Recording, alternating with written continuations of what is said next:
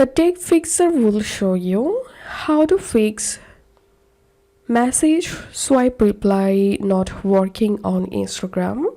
So if your Instagram not working, the message swipe reply option, you can solve this issue in just few steps.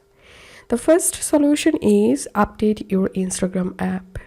Go to your App Store or Play Store, search for Instagram. If you see any update available, then update the app and then check the issue.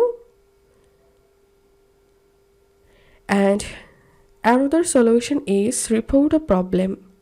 Open your profile, tap on the hamburger menu at the top right, settings and privacy, scroll down, tap on help, tap on report a problem, and here carefully describe that the message swipe option not working on your Instagram. You can upload a screenshot from here, then submit this report and hope you should get the message swipe reply in 24 hours. If you find this video helpful, don't forget to subscribe the Tech Fixr. See you in the next video.